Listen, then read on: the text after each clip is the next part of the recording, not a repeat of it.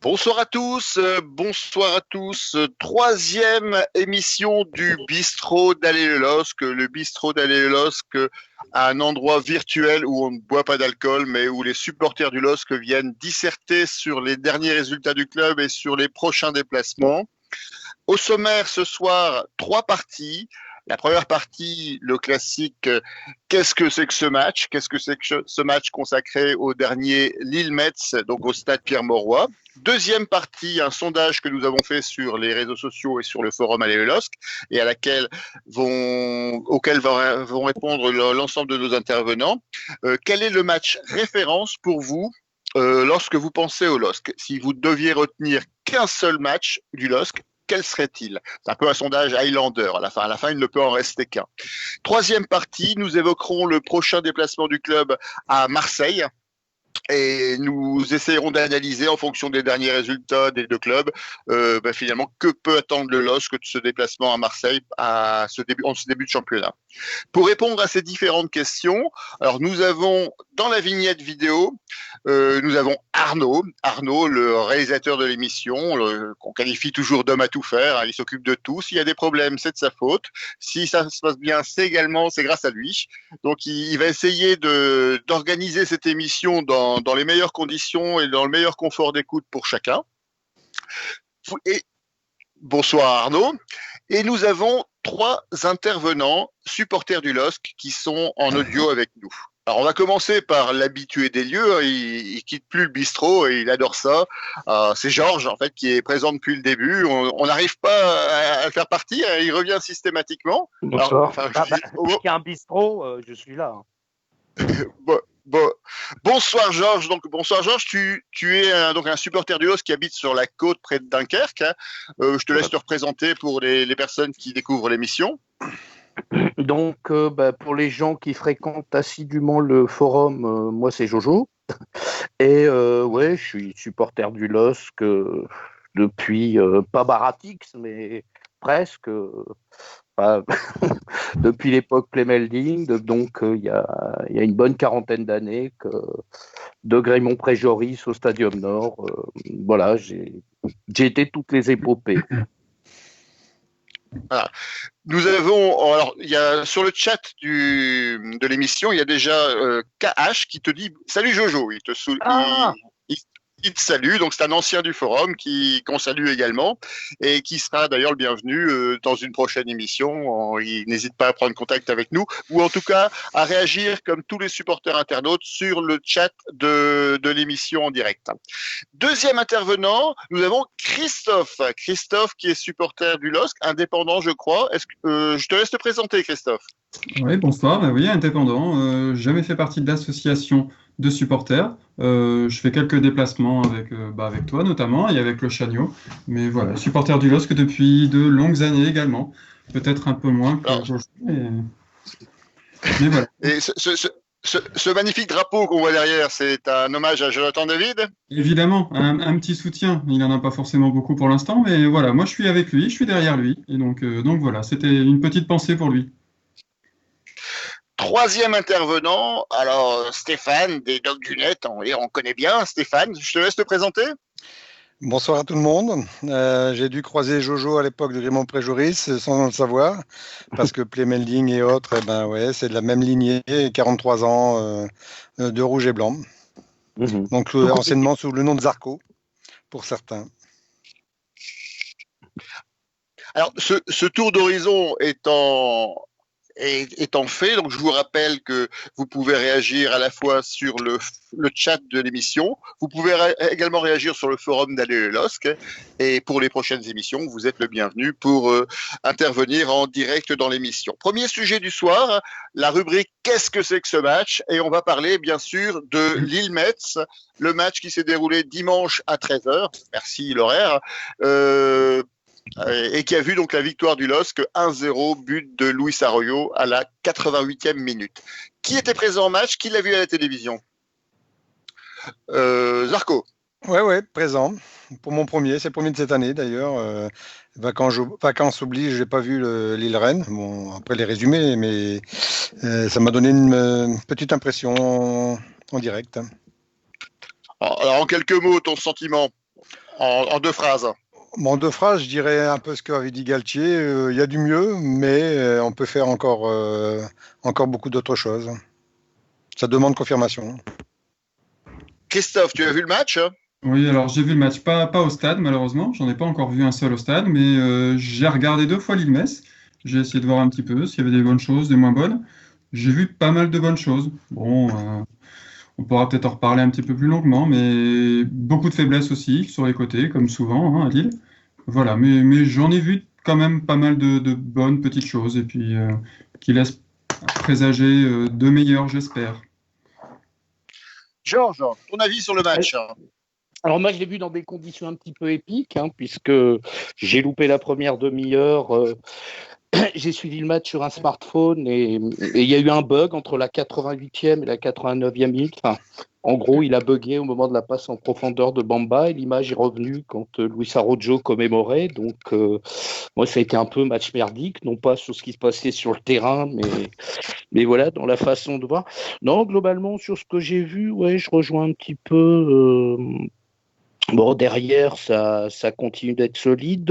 Devant, j'ai trouvé que même si offensivement, c'était pas encore ça, je trouve qu'il y avait quand même nettement un mieux, quoi. Autant il y avait de l'animation offensive, je pense, ça résultait plus de maladresse, de choix devant le but, mais au moins il se passait des trucs. Ça a été plus vivant que les 2 précédents offensivement.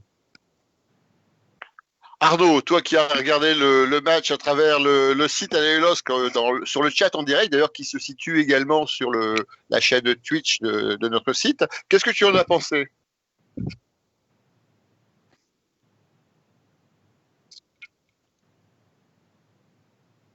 La défense de fer qu'on a, c'est Botman Fonte qui se trouve vraiment très très bien.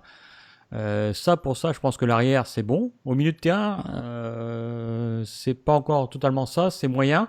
Après, comme disent les autres, c'est aussi sur les côtés, il manque quelqu'un sur les côtés comme on avait l'année dernière pour bien distribuer les ballons aux attaquants. Et puis pour l'instant, notre Canadien, il avait l'occasion de marquer un but assez facile, on va dire entre parenthèses.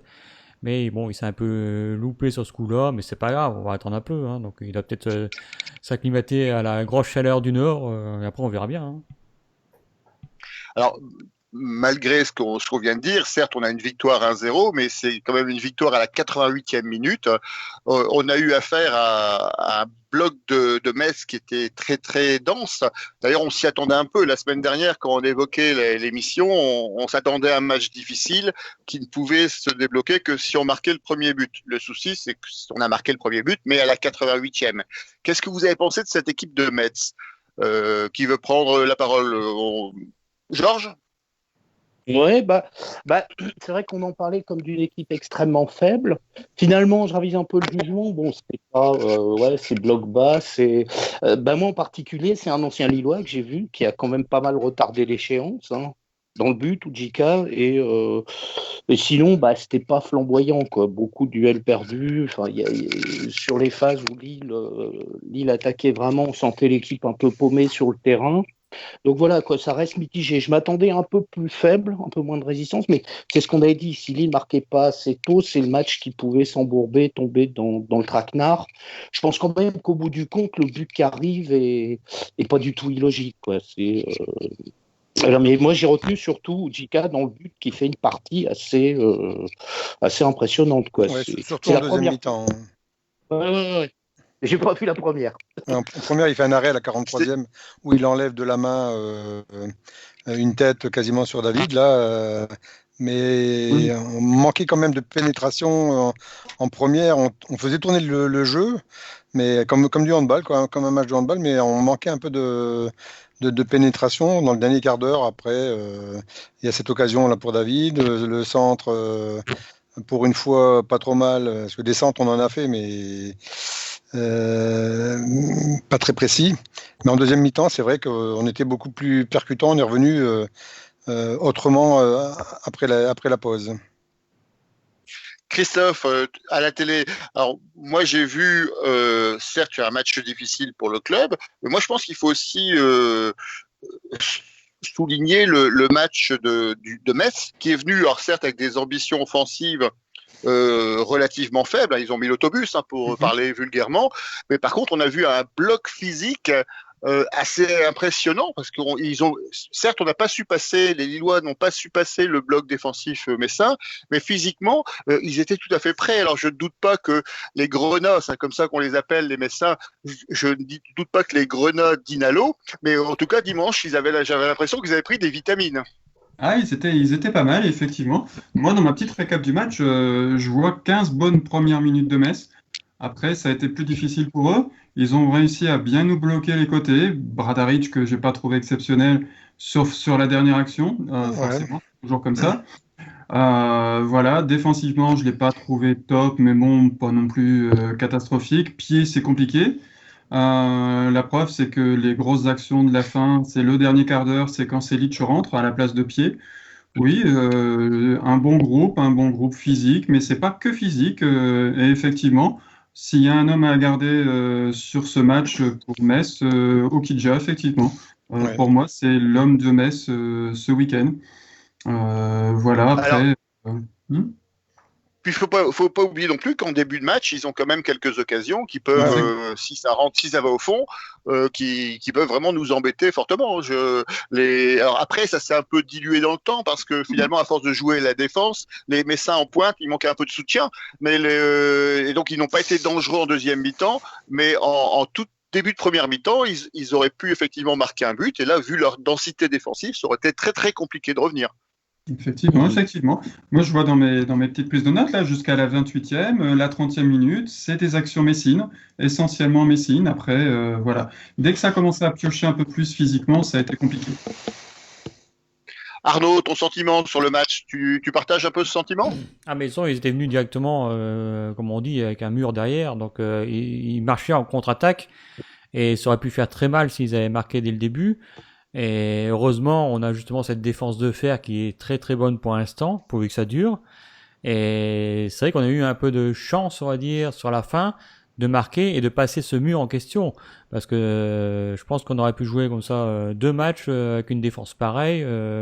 Ils étaient bien derrière et ils voulaient absolument rester à ne pas prendre de but.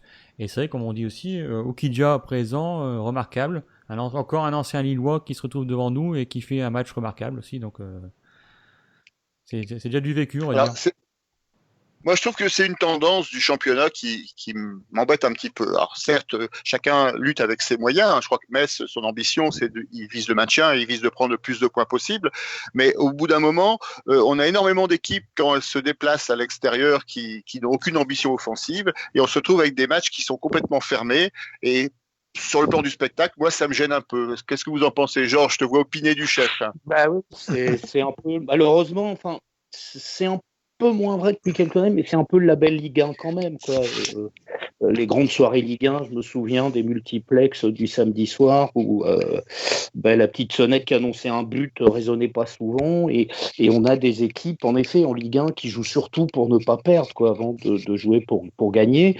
Je trouve qu'il y a quand même eu un mieux. On a vu des équipes qui sont arrivées, des équipes qui sont enfin hormis je parle des grosses équipes, certaines équipes qui ont été un peu joueuses ces dernières années. Je pense à Nîmes, je pense à quelques équipes comme ça qui pratiquaient un football plus vivant, mais globalement, on se retrouve quand même encore trop souvent. Et je pense que le fait que Lille ait quand même acquis un statut, il faut s'attendre à vivre de plus en plus long cette saison des matchs comme ça, quoi. C'est pour ça qu'il faudra savoir percer ces défenses coffre-fort. Et aujourd'hui, alors justement, bon, on parlera après de la défense.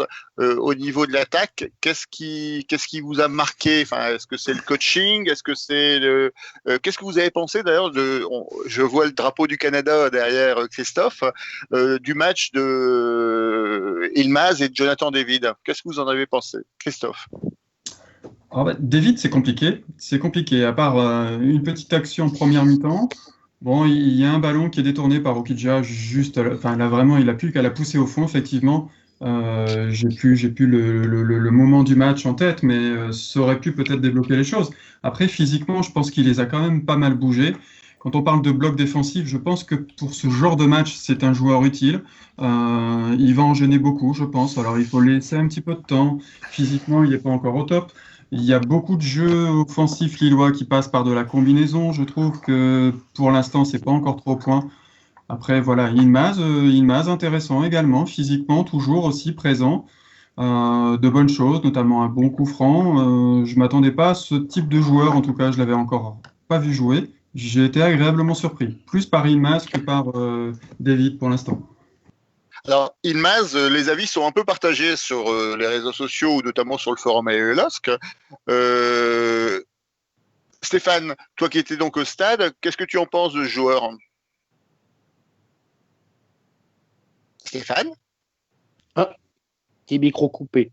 Ah, je pense. Alors, Stéphane, est-ce que tu nous entends? Alors, le micro est coupé, on va passer sur Georges. Alors, Georges, toi, pour le peu que tu as vu finalement du match, ou sur les précédents, qu'est-ce que tu penses d'Yılmaz? Alors, Yılmaz, j'en avais parlé une fois ici, lors de la première saison, c'est beaucoup d'expérience. C'est un joueur, mon fils qui a vécu 6 mois en Turquie, qui était très présent dans le stade du Beşiktaş, m'a dit que c'est un joueur quand même extrêmement charismatique. C'est un joueur qui pèse beaucoup. Il a joué dans les 3 grands clubs stambouliotes, ce qui est en soi une espèce de sacrilège. Et à chaque fois, il est arrivé, bien sûr, comme une espèce de mercenaire pestiféré. Et à chaque fois, il a retourné le public en sa faveur. J'ai l'impression que c'est pas le buteur, c'est pas le joueur flamboyant, mais c'est vraiment, et c'est l'impression qu'il a donné sur ses matchs, il crée des brèches. Il est vraiment empoisonnant pour les défenses adverses. Et quelque part, à Reims, il est impliqué sur le but. Je pense que c'est un joueur qui a un apport très intéressant. Par contre, pour David, ce que je voulais dire, peut-être que malheureusement, il souffre dans l'esprit de tous d'une espèce de parallèle avec Osimhen l'année dernière, alors qu'il joue pas sur le même poste réellement, mais c'est vrai qu'Osimhen est arrivé à marquer quasiment 5 ou 6 buts sur les 3 premières journées. Donc je crois qu'il y a une attente du public qui fait qu'on espérerait avoir quelqu'un qui marque très tôt, très vite. Et moi j'ai l'impression qu'il va falloir être patient, mais je désespère pas parce que il a quand même un potentiel, je pense, et un potentiel assez important, mais voilà, quoi. Je crois que pour l'instant, il y a 3 matchs. C'est pas non plus sur 3 matchs qu'on peut porter un jugement définitif. Pour l'instant, les supporters sont patients avec Oui. David, mais c'est vrai qu'il va souffrir à la fois de la comparaison, même si elle n'est pas complètement parfaite sportivement parlant avec Victor Osimhen, et puis surtout avec son statut de plus gros transfert jamais réalisé au LOSC. Arnaud, toi qui voyais le match à la télévision, qu'est-ce que tu penses de cette paire David-Osimhen? Osimhen, tu vois, je fais un lapsus de cette paire David-Yılmaz. Comme les autres ont dit, Yılmaz, je pense qu'il rentre bien pour l'instant dans le moule. David, je pense aussi que c'est une histoire de pression. Peut-être qu'il se met une pression derrière en disant bon, je ne marque pas, ça fait quand même 3 matchs. Il n'y a aucun attaquant pour l'instant qui a marqué réellement. Si, Arroyo, mais pour l'instant 2 fois Bamba, 1 fois Arroyo. Il est là pour marquer et il a coûté 30 millions. Est-ce qu'il doit se dire on va peut-être commencer à râler? Il attend qu'une chose, il n'attend pas justement, mais peut-être des sifflets du public ou quoi aux caisses. Donc tout ce qu'il veut, je pense qu'il veut essayer de marquer aussi rapidement, mais il veut marquer ça sans être flamboyant, juste en marquant un petit but tout simple, comme il a essayé de faire dimanche dernier. Il aurait pu mettre un bon plat du pied, il l'a fait vraiment timidement, une petite passe au gardien, on va dire, Et c'est ça qui manque, et c'est un peu dommage. Mais bon, une fois qu'il aura démarré à marquer son premier but, ça, je pense que ça devrait aller. La pression va retomber. Alors, parmi les attaquants, on cite la paire Ilmaz-David, celui qui a marqué à la fois les esprits et le premier but lillois, c'est Luis Arroyo. Alors, c'est qui Luis Arroyo? C'est super sub, c'est l'arme fatale du LOSC. Pourquoi, justement, il est souvent remplaçant, efficace en tant que remplaçant et jamais titulaire? Quel est votre avis, Georges? Moi, j'ai un peu Alors, je crois que les choses vont être amenées à changer quand même, mais j'ai souvenir du Araujo titulaire, enfin, l'époque Bielsa, où on voyait quand même qu'il avait du mal à finir les matchs physiquement, et jusqu'à il y a 2 ans, enfin, il a pris ce rôle sous Galtier quand on fit deuxième, où il devient vraiment le joker de luxe. On voit que c'est un joueur techniquement qui est largement au-dessus, mais c'est vrai que sur 90 minutes, on l'a rarement vu. Enfin, en tout cas les saisons précédentes, faire des matchs. Je crois qu'il y a un match à Nice, et encore, je suis pas sûr qu'il joue l'intégralité du match. Mais je pense qu'il faudra qu'il prenne ce volume et cette dimension, parce qu'il a quand même l'étoffe et le costume d'un titulaire, quoi. Mais il y a aussi de la concurrence. Christophe, Oui, tu en penses quoi d'Araujo? c'est un joueur que j'apprécie. Par contre, titulaire, je le vois pas titulaire. J'ai du mal. J'ai du mal vraiment à le voir dans ce rôle. Là, pour une fois, quand je regarde ce match encore, j'ai peur encore avec lui. Un ballon qui arrive très simple, là, il le joue très bien. Il met un petit ballon à l'intérieur du pied, mais il est capable de la satelliser aussi. C'est un joueur. Voilà. Enfin, pour moi, cette action, c'est pas Araujo. Araujo, c'est de la vitesse. Voilà. Pour une fois, on a vu un joueur qui a réfléchi, qui a joué avec sa tête. Et voilà, mais c'est tellement rare chez lui. Et voilà, il est capable de tout. Il est capable d'une frappe de 30 mètres, mais c'est une fois de temps en temps. Je le vois vraiment pas jouer un rôle de titulaire dans cette équipe. Sincèrement, j'ai En du mal. tout cas, En tout cas, plus globalement, ce qu'il faut souligner depuis 2 matchs, notamment le match de Reims, c'est la qualité du banc lillois. On se plaignait lors du match de Rennes que les remplacements lillois n'avaient pas été très efficaces. Contre Reims, on fait rentrer Timothy Weah et Yazice, qui sont plus qu'efficaces. Ils ont beaucoup d'occasions de but dans les 5 dernières minutes. Là, ils font également une rentrée où c'est un peu moins spectaculaire qu'à Reims, et c'est Luis Arrojo qui prend le relais. Arnaud, toi, qu'est-ce que tu en penses de ce banc lillois? C'est une ressource pour le club? Je pense que ça va être intéressant, surtout quand on va commencer à arriver en Coupe d'Europe et quand on va faire les coupes aussi.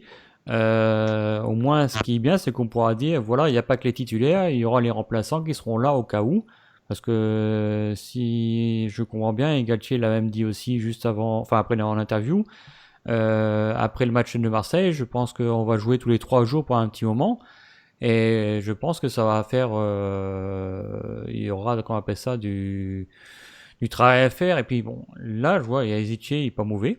Sur ce que j'ai vu là et sur sa rentrée, ça a été.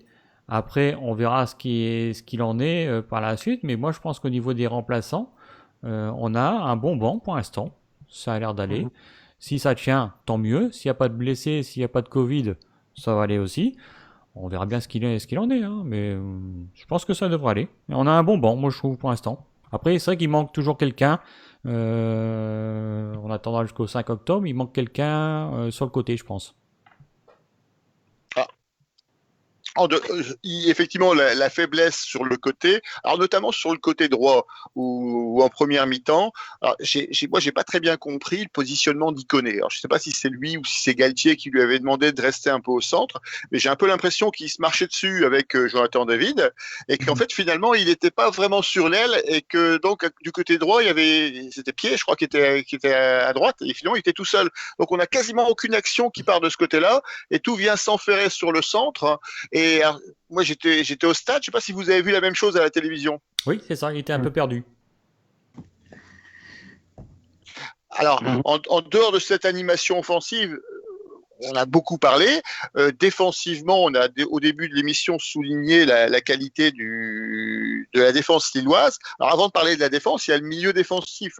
On avait un milieu qui était un peu nouveau, entre guillemets, sur ce championnat, parce qu'on avait les absences de Renato Sanchez et de Xheka, qui avaient fait de très bonnes rencontres en début de championnat. Donc on avait un milieu de terrain défensif avec André, donc le taulier, rien à dire, et avec Soumaré qui faisait finalement sa rentrée dans l'équipe. Comment vous les avez trouvés, ces deux-là? Christophe? Oui, bah, très bien, très bonne rentrée de Soumaré. Match très très sérieux, casse les lignes, voilà, percutant. Je l'ai trouvé vraiment pas mal.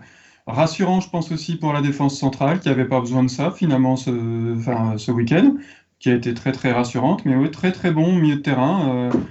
Voilà, alors, et puis forcément, André, comme d'habitude, hein, nickel, rien à dire sur ce joueur. C'est vraiment, comme tu dis, le taulier de la maison. Georges, tu as vu le même match?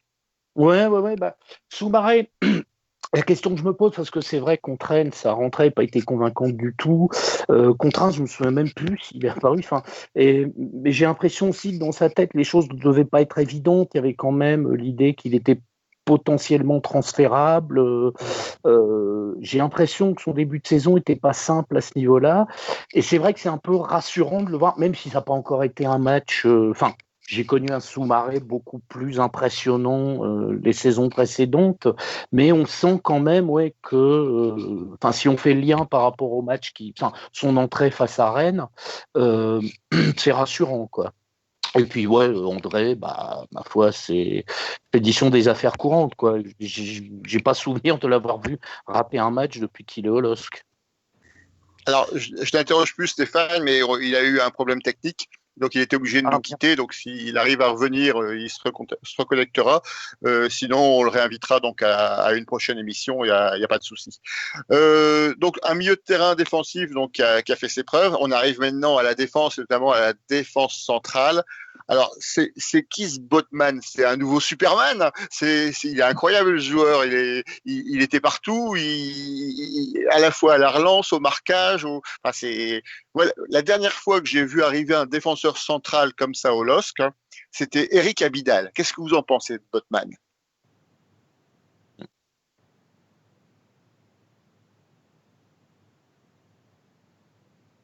Ouais.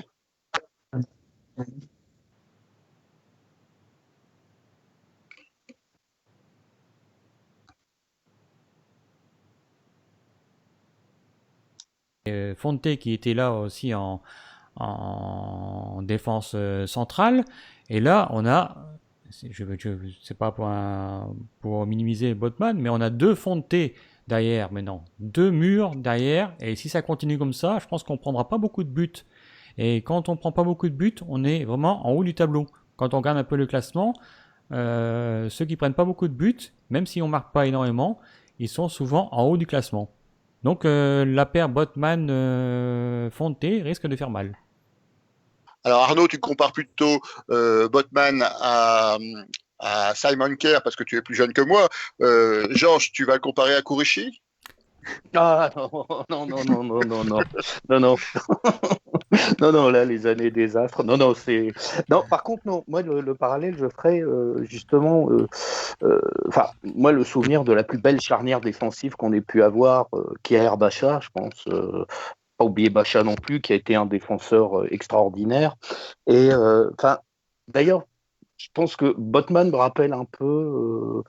J'écoute beaucoup de gens, beaucoup d'avis qui nous disent c'est un joueur plutôt lent, dès qu'il va tomber sur une flèche, il va être paumé. C'est exactement ce qui se disait de Bacha, et en fait, j'ai l'impression que lui aussi c'est un Folland, quoi. Non, je crois qu'il y a une assise défensive entre les deux. Ils ont tout de suite trouvé une complémentarité. Ce qui, au passage, moi, m'interpelle un petit peu justement parce qu'on parlait du turnover et des besoins de rotation, sur le fait que ce point fort peut devenir aussi une espèce de tendon d'Achille, je veux dire, au moment où il faudra faire tourner, ou peut-être que Fonte ne sera pas en mesure de tenir le rythme, et se dire derrière, je pense qu'il y a Thiago Diallo qui est le seul défenseur central potentiel, j'en vois pas d'autres. Je pense qu'il n'y en a pas d'autres. Et là, la perte de la scie, ça peut être très préjudiciable parce que justement, je pense que c'est le gros point fort de ce début de saison. Mais le très gros point fort, quoi. J'ai un trou de mémoire. Soumaoro, il est parti? Non, il a le Covid. Ah non, ouais. Oh. Non, il est juste parti à l'hôpital, en fait. Ouais. Voilà, il était transféré au SAMU. Je crois qu'on a fait le tour de ce match. Alors, juste peut-être souligner le rôle de Maignan, qui n'a pas eu grand-chose à faire, mais qui l'a très bien fait. Et quand il l'a pas fait, il a été suppléé par sa barre transversale. Donc, je veux dire, match parfait. Surtout deuxième clean sheet d'affilée, clean sheet qui devient une spécialité lilloise. Un peu comme disait Arnaud tout à l'heure, les clean sheets, c'est bien parce que ça fait marquer des points. Il vaut mieux gagner. Si on gagne 38 matchs 1-0, ben on terminera champion. Surtout qu'on a déjà 7 points d'avance sur le PSG. Donc, les clignotants sont tout à fait au vert. Donc, est-ce que vous avez quelque chose à rajouter sur ce Lille-Metz? Ouais, sur Maignan, justement, parce que c'est vrai que depuis le début de la saison, il n'a pas été extrêmement sollicité, mais sur sa surface de déploiement, je crois que c'est un gardien de but qui soulage énormément une défense. Enfin, ses sorties aériennes sont impressionnantes, son jeu au pied, il va chercher le ballon très loin, donc forcément, des fois, il s'évite le besoin de réaliser des exploits en anticipant magnifiquement. C'est un vrai gardien moderne, je pense, donc des gardiens qui sont des fois moins sollicités sur la ligne, mais beaucoup plus dans la profondeur. Enfin, finalement, l'école de Neuer, tout ce... Donc, moi, j'ai envie de dire que même si on l'a pas beaucoup vu, il est très présent depuis ce début de saison, je pense. Oui, et puis au niveau du mercato, même s'il y a encore des possibilités de départ pour Soumaoro, on le citait tout à l'heure, pour Soumaré et pour Ikoné, bien sûr. Bon, a priori, le cas Maignan me semble en tout cas complètement résolu. Il ne devrait pas partir de Lille avant la fin du mercato. Voilà, on a fait. Avec l'équipe de France derrière, il fait partie du groupe France et peut-être que c'est intéressant aussi pour lui de rester un petit peu plus à Lille. Tout à fait, même si c'est ce qu'on disait la semaine dernière, il est titulaire pour le poste de troisième gardien. Oui, et oui. c'est plutôt pas mal parce que devant, il y a Mandanda qui est quand même maintenant assez âgé, Loris, donc il peut avoir un rôle intéressant à jouer en fonction de l'évolution finalement de la saison. Et c'est sûr que rester à Lille, pour lui, c'est vraiment un atout. En tout cas, c'est progresser dans la continuité. Et puis surtout, dans le mercato, le poste de gardien de but, il n'y a pas beaucoup de transferts, et en tout cas pas au prix auquel négocie habituellement le LOSC. Voilà, première partie donc sur le match Lille-Metz qui se termine. Donc on peut entamer la deuxième partie de l'émission. La deuxième partie de l'émission qui est une espèce de sondage Highlander, s'il ne peut en rester qu'un dans vos souvenirs. Alors on va remonter jusque Barat, voire vers Saint-Gétorix, comme je le disais en plaisantant à l'un d'entre vous.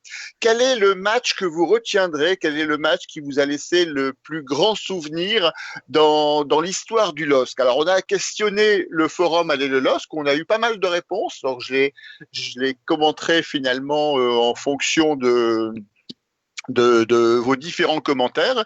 Alors on va faire le tour de table, on va commencer. Alors je sens que Christophe est extrêmement pressé d'intervenir sur le sujet. Christophe, quel est ton match référence du LOSC? Moi j'ai un match référence, c'est avec toi, un match référence qui n'a pas eu lieu. Un Lille-Bordeaux sous la neige. Exact. Oui. Et on a passé peut-être une des meilleures soirées football ensemble. Voilà, donc ça c'était pour le match qui n'a pas eu lieu. Et sinon j'ai un Parme-Lille aussi qui était plutôt sympa. Donc au point de vue football, c'est plutôt Parme-Lille. Oui, parce que notre vie privée ne regarde pas les auditeurs. Si vous voulez savoir, vous pouvez nous envoyer des messages privés, mais on répondra certainement pas. Donc Parme-Lille, c'est un match qui revient souvent dans le vote des internautes du forum Allez le LOSC. On retrouve souvent ce Parme-Lille avec les deux buts et notamment le but d'Ecker. Qu'est-ce que tu en retiens? Vous étiez où ce jour de Parme-Lille? Alors pour ma part, j'étais sur la Côte d'Azur, je l'ai vu sur France 3 à l'époque parce que France 3 diffusait le match de Parme-Lille sur France 3 National. Donc, moi, avec Charles Guetry de mémoire. Exactement, oui tout à fait. Donc j'étais dans le sud. Alors Georges, tu l'as vu où? Alors moi, je ne l'ai pas vu. J'étais en Corse, j'étais sur le Cap Corse, et malheureusement, j'étais orienté vers l'Italie, donc on ne recevait pas une seule radio française, et je l'ai écouté sur une radio italienne, Donc, l'italien se rapprochant un peu du français, j'ai vaguement compris au moment des buts, donc j'ai eu de jouer à retardement, mais je l'ai vu beaucoup plus tard, quoi. Juste quand il a hurlé le nom de Ecker, j'ai compris qu'il s'était passé un truc formidable, mais voilà. Et toi, Christophe, tu étais où pour ce match-là? Et j'étais à Parme.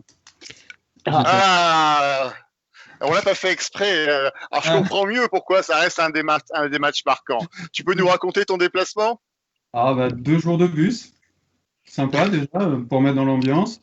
On arrive dans une petite ville feutrée, un peu Monaco en gros, pas très orienté foot. Voilà, donc les Lillois étaient en force au centre-ville pendant toute la journée. Une ambiance également feutrée au stade, un vieux stade, des tribunes avec du bois partout. Enfin voilà, je ne sais même pas s'il existe encore ce stade, mais en tout cas au niveau des normes, c'était quelque chose d'absolument incroyable. Et une ambiance dans la tribune lilloise qui était exceptionnelle, juste exceptionnelle. Voilà, c'était un match européen. Pour moi, mon premier déplacement européen et un souvenir incroyable. Incroyable. C'était le premier match européen du LOSC. Si on met de côté la finale de la Coupe latine contre le Milan AC dans les années 50. Mais donc, je comprends mieux que ce soit effectivement un souvenir impérissable. Vous avez été bien reçu par les gens de Parme. Il paraît que ce sont des gens bons. Oui, très très des gens courtois, vraiment. On sent que c'est pas vraiment la ville du foot, hein, mais voilà, oui. Et j'ai une petite anecdote. Je dois encore avoir quelque part mon billet signé par 2 joueurs de Parme, un petit joueur qui doit s'appeler Cannavaro et un deuxième qui s'appelait Benarivo, qui se baladaient tout simplement en short, en claquette dans la ville, qui ont accepté de signer mon billet. Voilà, c'était mon premier autographe de joueur de Parme. Enfin voilà, c'est un souvenir voilà, qui va rester longtemps, je crois.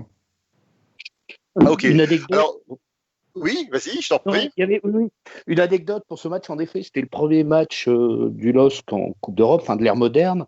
Et j'ai souvenir je crois que c'est Sabri Lamouchi qui jouait à l'époque à Parme et qui expliquait au moment du tirage au sort qu'il avait dû montrer à tous ses collègues italiens où se trouvait l'île sur la carte de France, parce que personne ne connaissait, c'était l'inconnu total. Évidemment, bon, il en a parlé au travers de cette fameuse défaite où après, je crois que tous les joueurs italiens savaient exactement où se trouvait le stade Grimont-Pré-Joris, quoi. Alors, ce sentiment de Parme-Lille est vraiment un des matchs qui est ressorti le plus dans le sondage. Alors moi, curieusement, c'est pas ce match-là que je retiendrai. Peut-être parce que je n'y étais pas. Hein. J'étais moi aussi en vacances au fin fond de la campagne charentaise et j'ai vu le match à la télévision, donc avec les commentaires de Charles Bietri. Et moi, je retiendrai mon match de référence. Moi, c'est le match retour. C'est une défaite 1-0. Le match retour qui était, je crois, un des moments les plus émouvants à Grimont-Pré-Joris. C'était la première qualification dans des conditions dantesques. C'était un remake de Fort Alamo avec les parmesans qui marquent assez rapidement et on reste près d'1 heure en fait sous le feu finalement des attaquants parmesans. Et on a une équipe qui est super courageuse. C'est le style Vaïd finalement et qui tient. Alors on se souvient tous de l'interview de Fernando D'Amico à la mi-temps. Il faut pas lâcher, il faut se qualifier. Enfin, c'est devenu célèbre chez les supporters lillois. Je vous raconterai juste après une petite anecdote justement sur ce sujet-là. Et à la fin, donc c'est la délivrance. C'est une espèce d'émotion et on voyait tous nos voisins au stade qui étaient au bord des larmes, qui ressentaient quelque chose qu'on n'avait jamais ressenti et qu'on a après finalement magnifié au premier déplacement à Manchester, parce qu'on devait d'abord au départ recevoir, je crois, la Corogne, mais c'était au moment du 11 septembre, et donc le premier match avait été reporté, et on s'est retrouvé donc au premier match de Champions League en poule à Manchester. Donc là, on s'est vraiment rendu compte où on était, en fait. Mais le jour de Parme, il y a eu une espèce de montée en puissance qui était vraiment, vraiment spectaculaire. Vous étiez à Grimont-Pré-Joris ce jour-là, Christophe? Non, je n'avais pas réussi à avoir de place parce qu'à l'époque, le stade était vraiment pas adapté pour des matchs comme cela. Et voilà, j'avais pas réussi à avoir de place, malheureusement. Et c'est ça aussi, peut-être, qui fait que le fait d'être allé au match aller, pour moi, reste plus marquant, forcément. Quand on est au stade, quand on le vit dans le stade, Bien sûr. Voilà, c'est la différence, je crois. Georges, tu étais au stade? Non, bah, moi je rentrais de vacances. Par contre, celui-là, je l'ai vu. C'est-à-dire que je crois qu'on était à Besançon. J'ai pris le premier hôtel. J'ai dit à ma femme, on t'en dit pas, pouf. J'ai pas déchargé. Je me suis installé devant la télé. J'ai vu le match. Et c'est vrai que enfin, j'ai jamais vu ça avant. D'abord, truc complètement paradoxal, quoi. C'est la première, enfin, malgré tout, ça reste une défaite en soi au niveau du score, mais ça a été un moment, une ambiance absolument fabuleuse. Et c'est vrai qu'avec une dramatique dans le match, je me souviens du duel gagné par 20B en toute fin de match, on a vu se rapprocher les prolongations. J'ai aussi le souvenir des joueurs qui brandissent le maillot de Pignol. Il y a un vrai acte fondateur. Et en effet, je pense que la campagne européenne qui est arrivée derrière, qui a été une des plus réussies, parce que malheureusement, les dernières campagnes européennes, ça n'a pas été ça. À l'époque, il y a eu vraiment le LOSC a marqué les esprits. Moi, je peux repenser aussi à une autre défaite où ils ont été extraordinaires, c'est la défaite à Manchester, où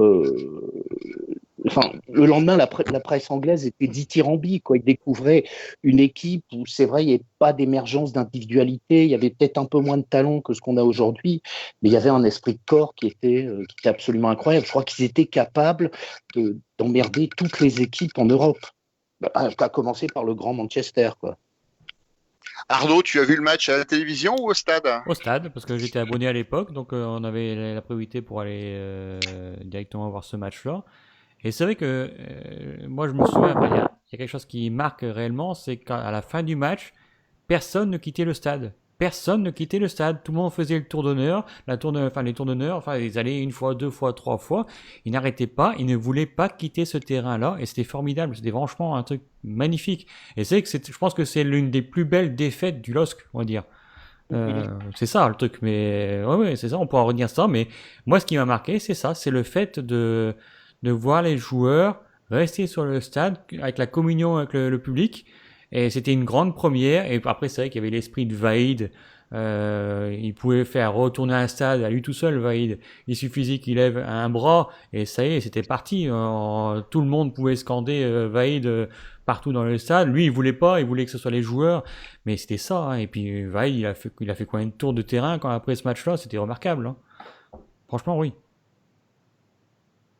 Alors, j'ai une anecdote sur ce match que j'ai eu le plaisir de rencontrer Vaïd il y a 2 ans dans une émission sur France 3 sur Internet où on débattait sur le LOSC avec Vaïd et Elzik et comment il s'appelle j'ai plus son nom, Stéphane Powell, voilà, et Stéphane Powell et après le match. Après l'émission, on parlait justement de ce match avec Vaïd Elzik et je lui faisais remarquer que ce jour-là, on avait réussi finalement à neutraliser une grande force de Parme qui était Nakata. Parce que Vaïd avait mis Fernando D'Amico au marquage de Nakata. Et je pense que quand il a quitté le terrain, il devait avoir le caleçon de Nakata dans ses mains. Tellement il était accroché, c'était un marquage à la culotte. Et Vaïd me racontait cette anecdote. Vous savez que Vaïd a été sélectionneur du Japon il n'y a pas très longtemps. C'était à peu près à l'époque. Je ne savais pas s'il était encore ou s'il venait de quitter le poste. Et il me disait qu'il était allé à une espèce d'Oscar du foot au Japon. Et il tombe sur Nakata. Donc 20 ans après, il tombe sur Nakata et Nakata vient le voir et il fait coach, comment il s'appelait ton joueur là à Lille qui m'avait suivi, il était resté presque traumatisé finalement par Fernando D'Amico qui l'avait vraiment qui l'avait étouffé complètement pendant tout le match. Et c'était ça en fait finalement le LOSC de l'époque, c'était un LOSC hyper physique, un LOSC dense et surtout un groupe qui était vraiment exceptionnel et qu'on n'a quasiment jamais retrouvé finalement à Lille, à part peut-être l'année du titre où dans un contexte et dans une configuration un peu différente, on avait également un groupe homogène. Mais là, on avait vraiment finalement, on avait beaucoup plus de talent l'année du titre et un groupe intéressant, alors que là, on avait peut-être moins de talent individuel, mais on avait une force collective qui était exceptionnelle, et puis surtout un Vaïd qui menait ça de main de maître. Alors, ça nous fait passer finalement à d'autres matchs, parce que je vous ai pas interrogé, parce que, mis à part ces 2 matchs de Parme, Georges, quel est pour toi ce match référence, hein, si tu devais en retenir un?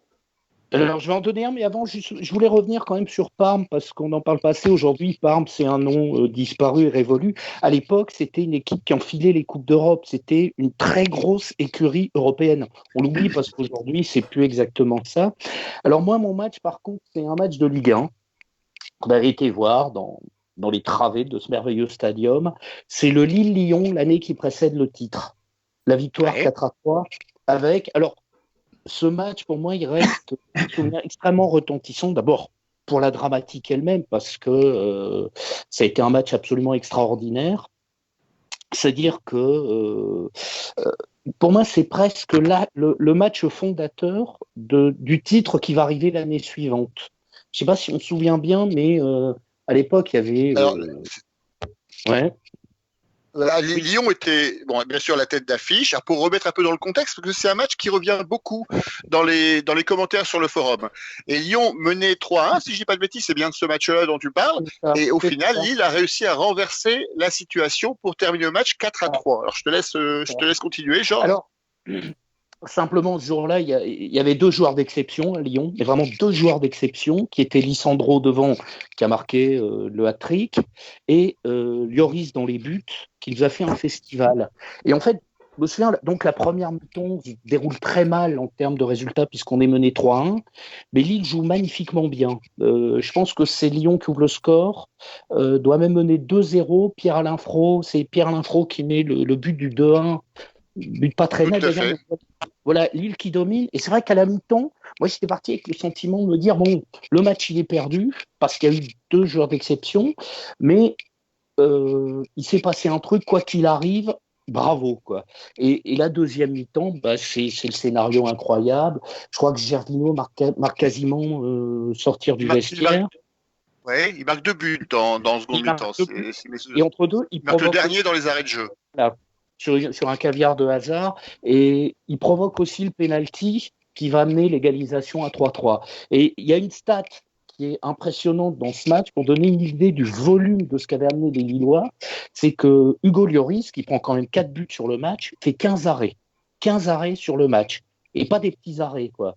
Donc, alors, peut-être que pour me souvenir, c'est après ce match-là que sur le fil de cette saison, Lille a joué en roue libre. C'est-à-dire que les matchs qui ont suivi, ça a été une avalanche de 4-0. C'est-à-dire qu'ils ont tourné sur un rythme PSG-Qatari à l'époque. Je ne sais pas si vous vous souvenez. Il y a eu un 4-0 contre Saint-Etienne, un 4-0 contre Valenciennes, un 4-0 à Monaco, un autre à Nancy, et juste un 3-0 contre Le Mans où ils s'étaient un petit peu grippés, quoi.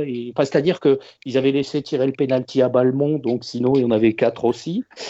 Et en fait, je trouve que dans ce match, parce qu'il faut se souvenir que le début de saison avait été très, très compliqué, je crois qu'ils avaient pris 1 point sur les 4 premières journées, et c'est vraiment l'émergence de l'équipe qui, cette année-là, je pense, a raté le titre à cause justement de son catastrophe, qui est presque devenue championne de France logiquement la saison suivante. Et je pense que moi, il y a beaucoup de choses qui ont été déclenchées sur ce match-là, en fait. Alors, les Lions de l'époque étaient un peu les classicos, finalement. Ouais. Lyon était vraiment le gros cadre du championnat. Lille était l'équipe qui montait. Sur le forum, on cite beaucoup ce match. On cite aussi un match où Lille a battu, donc c'est 2 ans avant, je crois, c'est en 2007, a battu Lyon 2-0, avec notamment un but de Mathieu Debuchy qui sort du Diable Vauvert et qui va chambrer Gérard Rouillet, qui était sur le banc de touche lyonnais à l'époque. Donc c'est un match qui revient aussi dans les commentaires. Ah, je ne pense pas, mais bon, l'important c'est de se souvenir du 2e but de Mathieu Debuchy qui chambrait Gérard Rouillet. Tu te souviens de ces matchs-là, Christophe ? Ah là, j'ai plus de mal, non.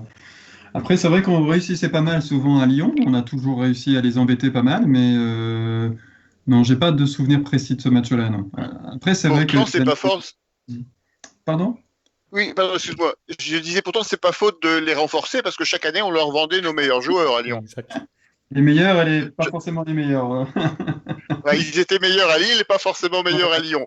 Mais je crois que sur l'époque, sur ces 10 ans-là, Jean-Michel Aulas devait être le principal sponsor du LOSC dans le budget. Arnaud, et toi, tu as un avis sur un match marquant en dehors de ceux qu'on vient de citer ? C'est un Lille-Bordeaux 2000-2001. Ça a fait 2-2 avec 2 buts de Pauletta et 2 buts de Perlade, remarquable. On perdait 1-0 sur un penalty de Pauletta. Après, Perlade est rentré, il a marqué un superbe but juste avant la mi-temps, si je me trompe. Après, ils ont marqué un deuxième but d'une tête des 20 mètres et qui l'ont ramé. Ouais. Et à la fin, c'est une bévue de famille, si je me trompe pas, qui donne la balle à Pauletta et qui marque derrière. Un 2-2 remarquable. Franchement, plus il tombait des cordes comme jamais, mais c'était un match remarquable pour moi. Alors, il y a un match qu'on n'a pas encore cité, mais qui revient souvent chez les internautes d'Aller le LOSC. Vous voyez pas lequel je veux venir? La finale de Coupe de France. Personne ne l'a cité. Vous y étiez pourtant. Tout le monde était là-bas. Tout le monde était au Stade de France. Sauf moi. Vous étiez tous au Stade de France? Non, moi, donc, non. sauf Arnaud. Christophe, tu y étais? Eh oui, j'y étais, oui. Dans une tribune où je connaissais absolument personne et je me suis fait des amis incroyables. des Lillois étaient partout dans la tribune. J'étais en dehors du COP, hein, comme souvent. Et voilà, j'ai fait la connaissance de Parisiens qui sont devenus amoureux du LOSC même, c'est pour vous dire. Donc voilà, oui, il y a un souvenir aussi. Puis Aubragnac, voilà, Aubragnac. Voilà, ce but d'Aubragnac. Georges, comment tu l'as vécu, ce but d'Aubragnac? Moi, j'étais avec le fiston, donc on était forcément troisième cercle à l'opposé. Et c'est vrai que vous voyez pas grand-chose, mais on a juste vu ce ballon qui est parti, et on le voyait partir dans la tribune. Et tout d'un coup, on a juste vu le filet qui s'est mis à vriller. Et là, forcément, plus que de l'avoir vu, on l'a perçu en fait. Et ça a été un moment extraordinaire. Il y avait vraiment. C'est vrai que tout le peuple lillois était là. Et avec le gamin, quoi. Je me suis dit, j'ai dû attendre moi 44 ans pour vivre un titre du LOSC. Et lui, à 11 ans, on lui servait le premier, quoi. Mais c'est vrai que ça reste un. Footballistiquement parlant, ça reste pas le plus beau match. Hein. Si on parle, évidemment, c'est l'enjeu, c'est toute la symbolique, mais je pense que pour le spectateur neutre, ce match a dû être assez long, quoi. Mais nous, évidemment, souvenir fabuleux, quoi. Tout à fait. Je crois que d'ailleurs, je ne me souviens quasiment que de la minute où on a deviné le ballon rentrer dans les buts, parce que le COP Lillois était à l'opposé du stade par rapport au but qu'a marqué Aubragnac. Donc on n'a pas vu vraiment le ballon rentrer. On a vu les joueurs qui commençaient à manifester leur joie. On a vu, et puis c'est monté comme ça, comme en puissance en fait. Et après, on est tombé sur un engouement qui était exceptionnel et une fin de match qui était exceptionnelle. Alors, d'autres matchs, mais un peu dans le... Après, il paraît qu'il y avait aussi un truc qui était remarquable, il paraît, c'était le retour sur l'autoroute A1 qui a été remarquable. Alors là, à tous les péages, il y avait des klaxons de partout. Moi, j'ai entendu ça, c'était affolant. On n'entendait que des Lillois, tout le peuple lillois qui retournait dans le nord de Paris avec que des klaxons. Alors, sur la symbolique... C'était le cas aussi sur la symbolique... le match au Stade de France. Oui, ouais.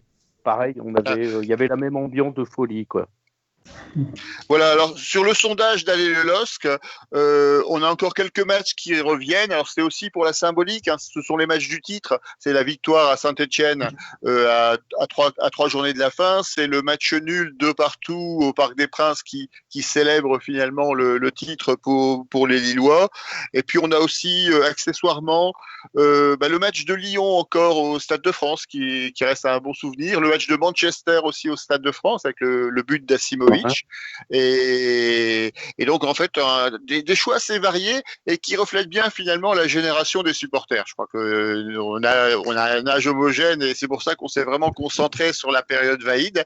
Mais c'est vrai que les plus jeunes vont retenir plus facilement les matchs de la saison du doublé, que ce soit en coupe ou que ce soit en championnat. Mais écoutez, on a fait le tour de ces matchs références. On peut passer à la troisième et dernière partie d'émission. On est bavard, je crois qu'on a un petit peu de retard, mais on va pouvoir faire vite. Déplacement à Marseille, c'est le prochain match.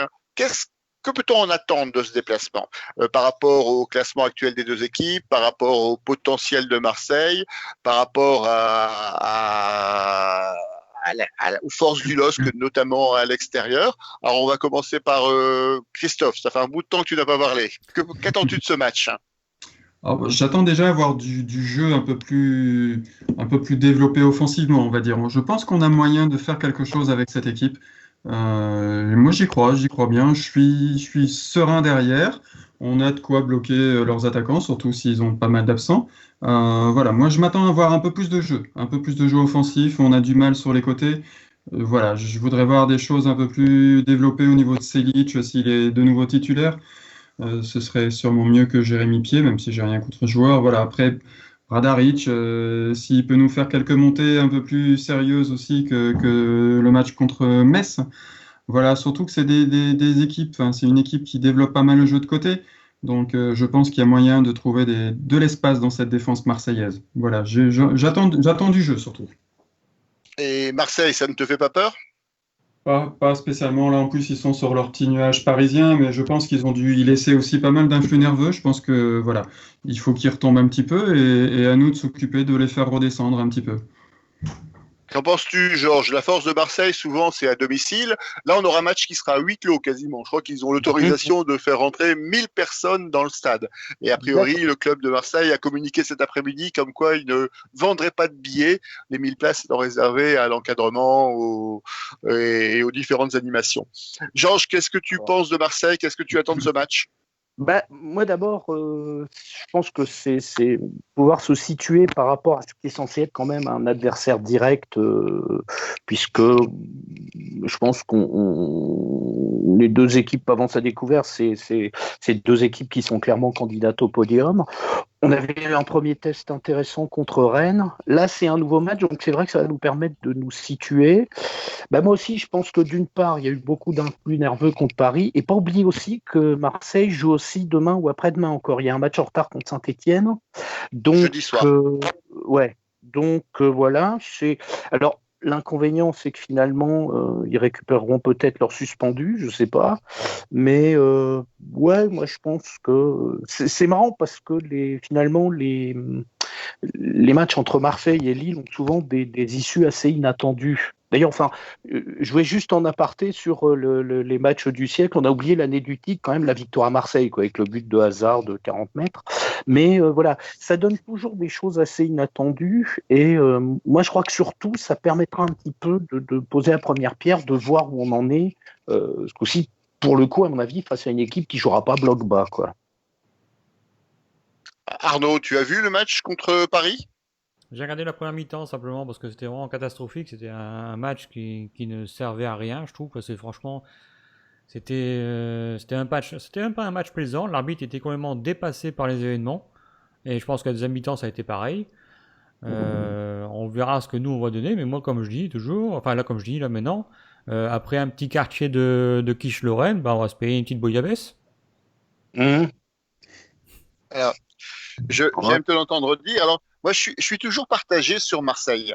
J'ai vraiment l'impression, un peu vu de l'extérieur, que le groupe est pas si terrible que ça par quelques individualités, mais qui risque de partir encore au mercato. Parce que aujourd'hui, l'équipe, elle a terminé deuxième du championnat dans les conditions qu'on connaît avec le Covid, et puis surtout, elle l'a mérité parce qu'elle elle a remporté cette deuxième place en remportant le match à Lille. C'est le match que nous ne devions pas perdre et qu'ils ont gagné. Donc là-dessus, il faut être sportif et ils ont brillé. Enfin, ils ont mérité leur deuxième place.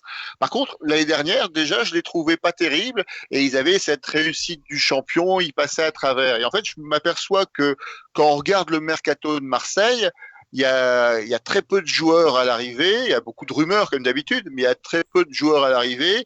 Ils n'ont pas fait un mercato, ils n'ont pas investi beaucoup au mercato. Si je pouvais me permettre cette expression, ils ont un mercato peu cher, si on reprend cette expression marseillaise. Et en fait, on n'a pas l'impression qu'ils vont se renforcer. Qu'aujourd'hui, on a une équipe qui est pas essentiellement séduisante. Alors le match de Marseille, contre Paris, c'est un peu un match à part. On disait tout à l'heure, ils ont beaucoup d'influx nerveux et il y a beaucoup d'influx nerveux et puis il faut remettre dans le contexte du Classico. Mais quand on reprend finalement le classement, ils ont joué 2 matchs seulement, donc ils jouent leur 3e jeudi contre Saint-Étienne, mais au final, ils ont 2 victoires contre Brest et contre Paris. Alors, on peut difficilement, pour comparer les deux débuts de championnat des deux clubs, alors j'ai un internaute qui m'a contacté cet après-midi sous le pseudo de henri4@outlook.fr et qui me dit sur les résultats de la troisième journée, Paris vaut bien une messe. Donc Paris vaut bien Metz, c'est-à-dire que ça vaut 3 points. Mais c'est vrai que c'est aujourd'hui les Marseillais, malgré le peu d'engouement au niveau sportif, ils sont toujours présents, ils sont toujours là. Donc ça va être vraiment un match référence à mon avis pour le LOSC pour les prochaines journées. Est-ce que vous partagez cette analyse, Christophe? Comment tu trouves Marseille? Mais solide. Voilà, on a pu le voir à Paris, c'est pas qu'un match de baston. Ils ont été costauds, ils ont su faire sortir les Parisiens, ils ont joué intelligemment, ils ont joué les coups, quoi qu'il arrive. Ils méritent le deuxième but. Je sais même pas encore ce qu'il a sifflé cet arbitre, mais voilà, il méritait d'en marquer un deuxième. Voilà. Paris s'est trompé, mais Marseille a joué en costaud, comme ils savent le faire, avec un joueur derrière Alvaro qui a de grosses qualités. J'ai hâte de le voir contre Yilmaz. Ça va être un beau duel, ça. Voilà, mais oui, je les trouve très très costauds. L'équipe est plutôt bien composée. Thauvin, qui est leur meilleur recrue cette année, puisqu'il a quasiment pas joué l'année dernière. Voilà. Bon, c'est un match à Marseille, il sera toujours aussi très bien libre, mais voilà, je pense que c'est vraiment un match qui va être assez équilibré. Voilà, je m'attends à un gros combat physique au milieu de terrain, et on va voir s'il va nous remettre sous Mauro ou pas. Je pense que notre ami André va faire ce qu'il faut également. Il va bien s'occuper de nos petits Marseillais, le petit Rongier, le petit Lopez. Je vais quand même regarder précisément ce qu'ils vont faire jeudi, mais ça va être un bon petit combat, je pense. Donc en fait, la clé du match est peut-être jeudi contre Saint-Etienne. Peut-être bien, oui. Effectivement. Et toi, Georges, tu es impressionné par cette équipe de Marseille? Bah non, d'abord, je regarde le classement. Pour l'instant, ils ont joué 2 matchs contre, si je regarde le classement, 2 candidats au maintien. Bon, non, plus sérieusement, je pense que j'ai l'impression que c'est une équipe, il y a des vides, il y a des pleins, on retrouve un peu les mêmes noms, quoi. Personnellement, je suis pas toujours très impressionné par Benedetto, mais on sait que la perte Thauvin-Payet, ça peut claquer n'importe quand, quoi. C'est un peu prévisible. Ils peuvent tout à fait passer au travers du match comme nous faire la misère. Pas oublier, on en parlait, il est vieillissant, mais Mandanda qui fait encore un arrêt en début de match au Parc des Princes qui est juste hallucinant. Donc il y a comme ça, je pense, des joueurs et puis un coach. Je pense que tactiquement, Villas-Boas sufflait quelque chose à cette équipe. Mais moi, je pense vraiment que c'est un match qui reste à porter. Surtout, je pense qu'il y a quelque chose à aller chercher, quoi. Et pas forcément juste le point du nul. Voilà. Alors, j'ai pas vu le match contre Paris, mais donc c'est pas uniquement Paris qui était mauvais ou qui gère très mal, on peut en parler après 30 secondes, son début de saison. C'est Marseille qui a aussi été costaud, donc si j'ai bien compris. Alors justement, petit aparté qui n'a rien à voir avec le match de Marseille. Paris, vous avez déjà vu une équipe qui gère aussi mal un début de saison, et notamment, alors je sais qu'il y a le contexte particulier de la Champions League qui se terminait avant que le championnat commence, mais franchement c'est incroyable entre les vacances dans les boîtes covidées d'Espagne, entre les absences, le groupe qui a complètement explosé. C'est quoi ce club? Enfin, c'est vraiment c'est ahurissant. Alors ça a un impact parce que ça va jouer. Ils ont perdu contre Lens, donc ça vient un peu fausser la lutte pour le maintien. Ils ont perdu contre Marseille. Alors certes, on a 7 points d'avance sur le PSG, c'est quand même un atout dans la course au titre. Mais est-ce que vous avez déjà vu un début de saison comme ça d'un club qui est réputé être la référence absolue du football français? Moi, si je peux me permettre, je pense que Paris, finalement, ce qu'on voit depuis des années, ça se perpétue. C'est pas parce qu'on a une grosse équipe qu'on est un grand club. Et je pense que le problème de Paris, c'est que c'est pas un grand club. Parce que, ne serait-ce que tu as évoqué toutes les péripéties, mais si on vient dans le détail, il s'est quand même passé des trucs qui sont hallucinants. On remet le match contre Lens, qui se jouait 6 jours après. Pour anecdote, Marseille, l'année où ils sont champions d'Europe, ils jouent le match du titre 3 jours après contre Paris et ils gagnent en 93. Je peux pas. Enfin, voilà. Donc déjà, les mecs, on leur laisse 6 jours de repos. Ils vont faire des kékés à Ibiza. Évidemment, geste barrière, on oublie. Les mecs rentrent avec le Covid, ce qui fait qu'au bout du compte, ils se privent de 7 titulaires contre Lens. Et le match de Lens, je l'ai vu. Pour le coup, la victoire lensoise ne souffre d'aucune contestation, selon moi. Mais j'ai vu une équipe parisienne, et là, c'est le deuxième aspect pour moi, petit club.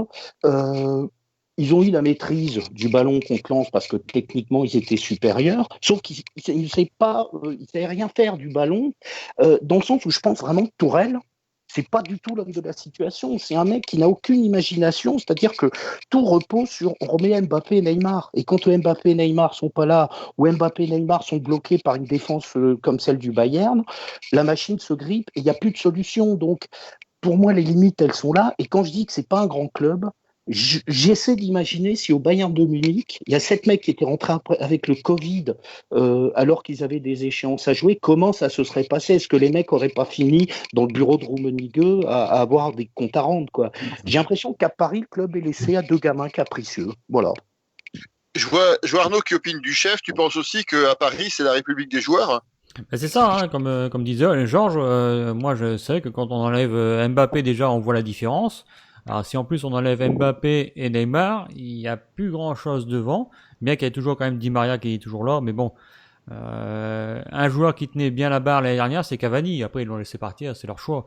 Mais après c'est vrai qu'on verra peut-être cette année, sans Cavani, ce que ça va donner, parce que Cavani c'est un peu le joker de luxe, on le mettait quand on n'avait pas Mbappé ou Neymar. Lui faisait le boulot. Maintenant, derrière, si on enlève Neymar et Mbappé, je sais pas ce qui va rester de trop devant. Donc, on verra derrière, enfin, ce qui va se passer. Mais pour moi, après, le PSG, il démarre mal, c'est vrai. Mais je pense que si tous les joueurs reviennent en forme, j'ose même pas imaginer l'adversaire qui va être en face. Je pense que ça va être une véritable raclée. Ils vont vouloir se montrer qu'ils sont là et puis je sais pas qui va être en face, mais je les plains. Je les plains. Si on voit l'équipe type derrière, ça va être terrible. Après, ouais, voir quand ça va repartir. Parce que, autre chose, hein, pour parler de la République des joueurs, il y a une conférence de presse de Tourelle d'après-match qui est lunaire. Hein. Il a vu une équipe, je crois qu'il a employé le terme pas fabuleux, mais exceptionnel. Il a vu une prestation exceptionnelle. Et moi, j'ai surtout entendu un mec, je pense, qui avait la trouille de pas se foutre son vestiaire à dos, quoi. J'ai l'impression qu'il a peur de son vestiaire, de ses joueurs phares. Et moi, je me dis, en effet, en championnat, bien sûr qu'ils vont revenir, bien sûr qu'ils vont sûrement être champions, mais je crois que la limite, elle interviendra toujours au niveau européen, quand ils auront affronté un vrai gros club européen. Parce que pour moi, la finale, le 1-0, on dit qu'il y a suffi de pas grand-chose. Il y avait un monde entre les deux équipes, pour moi. Il y avait vraiment un monde. Je pense, quoi. Et donc voilà, et je pense que le problème, il est que tu peux pas laisser les clés du camion, surtout à des gens aussi inconscients que Neymar, quoi. Alors, on a fait le tour et on arrive à la fin de l'émission. Il reste une rubrique que vous connaissez maintenant parfaitement. C'est la rubrique des pronostics pour le match de Marseille. Il est maintenant temps de sortir vos cartes. Allez, on va commencer par Arnaud. Arnaud, je vois le sourire, il est prêt. Quel est ton pronostic pour le match de Marseille? Après, on verra ce qui va se passer. Déjà, le match contre Saint-Etienne, parce que Saint-Etienne, d'après ce que je vois, j'ai le classement sous les yeux, Saint-Etienne, c'est 4 buts marqués, 0 encaissés. Donc déjà, c'est 0 encaissé. On va voir ce que Marseille va valoir devant une équipe qui a une bonne défense, d'après ce que je vois. Même si Saint-Etienne n'a joué que contre des clubs contre Strasbourg et Lorient. On verra bien derrière. Mais quand même, c'est 0 but encaissé. Puel, je pense qu'il a décidé de faire une meilleure équipe que ça avec Saint-Etienne. Pour l'instant, ça marche bien au début. On verra ce que ça va être. Après, on va voir l'état des joueurs. Après, je pense que déjà, il y a déjà 2 suspendus. Benedetto et Amavi. C'est quand même 2 joueurs qui vont être, s'ils sont absents dimanche, c'est des absents importants. Après, ils verront bien. Alors, ils sont suspendus automatiquement jeudi, et je crois que la commission de discipline, c'est mercredi. Donc, je pense que s'ils prennent 2 matchs, ils devraient normalement pas être présents contre Lille. Oui, déjà d'une part, mais attention, parce que le match de Marseille contre Saint-Etienne, c'était la première journée, si je ne me trompe pas. Oui. Donc, est-ce que ça joue pas avec l'histoire de la première journée et la troisième journée c'est pas considéré comme la troisième journée. Les règlements de la Ligue sont parfois d'une noirceur impénétrable. Je réserverai la réponse à cette question lorsqu'on verra l'effectif marseillais pour le match contre Lille. Je n'en ai aucune idée. J'avoue, c'est toujours un peu compliqué, mais on verra bien, entre guillemets, si on peut profiter de ça. Ce qui est certain, c'est qu'on aura au moins on aura des joueurs marseillais en face de nous, on n'aura pas de public et on aura nos cartes à jouer. Alors, ton pronostic pour le match, hein? Alors, pour moi, je pense que déjà, on prendra pas de but. Alors, par contre, si on peut gagner à 1-0, ce serait bien. Non. Tu donnes le buteur, comme ça on ira jusqu'au bout, on départagera les ex-aequo. Ah, j'aimerais bien un petit David. Ça lui ferait du bien. Christophe. Je verrais bien un petit penalty pour Lille avec une grosse faute d'Alvaro, comme il sait faire. Et pour une fois, il se fait choper. Voilà, il y a un petit penalty transformé par Iconé, tranquillement. Avec une grosse faute d'Alvaro et une insulte, ou simplement une grosse faute? Ouais, les insultes, on peut lui laisser, c'est pas le plus important, hein. Non, mais voilà. Mais je pense que ça va être un match compliqué, hein, mais c'est pour ça que le penalty serait pas, voilà. Même si j'attends du jeu, comme je disais tout à l'heure, ça risque de se finir avec un petit score quand même. Alors, on a Schizophile sur le chat qui donne pas de pronostic, mais qui dit l'OM, c'est comme le derby, ça ne se joue pas, ça se gagne. Donc, pour l'instant, il suit un peu notre sentiment. Georges, notre spécialiste, notre Nostradamus des pronostics, même si la semaine dernière, tu avais le bon résultat, mais tu t'es un peu lâché. Hein. Tu t'es un peu lâché. Ouais. Non, mais entre la barre de Maignan et 4-5 carrés d'Oudjika, j'étais pas loin. Mais bon, non. Alors, déjà, j'espère une victoire de Marseille contre Saint-Etienne jeudi, parce qu'en général, la tradition veut que ce soit difficile de gagner 2 matchs d'affilée à domicile. Allez, je vais dire un petit 2-1 avec une ouverture du score de Thauvin, une égalisation de David qui va enfin libérer son auteur et en fin de match, un joker, une rentrée gagnante. Yazidze, allez. C'est ambitieux. Alors moi, comme d'habitude, hein, vous connaissez mon aversion pour le pronostic. Je vais toujours pronostiquer 0-0 avec un but de Ilmaz et un but de Timothy Weah. Donc voilà, on verra donc la semaine prochaine qui était le plus près, mais on s'aperçoit qu'on nous sommes très optimistes avant ce déplacement à Marseille. Donc voilà, l'émission est terminée. Je voulais vous remercier tous. Alors, d'abord les gens du forum d'Aller le LOSC qui ont répondu notamment au sondage de la deuxième partie de l'émission. Je voulais remercier également toutes les personnes qui ont participé sur le chat du compte Twitch d'Aller le LOSC. Donc je vais citer notamment Schizophile, je vais citer KH, TheSteph59. Alors ça aussi c'est peut-être TheSteph59, c'est une référence au match de Marseille de jeudi. Je voulais remercier bien évidemment nos différents intervenants. Alors on va remercier Stéphane, même s'il a dû nous quitter pour des raisons techniques. Je remercie Georges qui a pris ses aises et qui est toujours le bienvenu. Donc n'hésite pas. Et notre nouveau intervenant dans Pardon? Ah non, je faisais coucou tourquenois à KH. Kouidat. Il se reconnaîtra. Écoute, il entendra et il se reconnaîtra. Et puis je voulais remercier Christophe, donc nouveau dans l'émission. J'espère que pour toi l'expérience était intéressante. Et donc je voulais vous remercier tous parce que l'audience de l'émission elle augmente tout doucement, les replays sont de plus en plus vus et puis surtout on a d'excellents retours sur cette émission. Donc je vous dis à la semaine prochaine, mardi prochain, on pourra commenter donc le match de Marseille, juger de nos pronostics et puis aborder les prochaines rencontres du LOSC et l'actualité du club. À très bientôt, au revoir, merci à tous. Bonne soirée. Au revoir et allez le LOSC.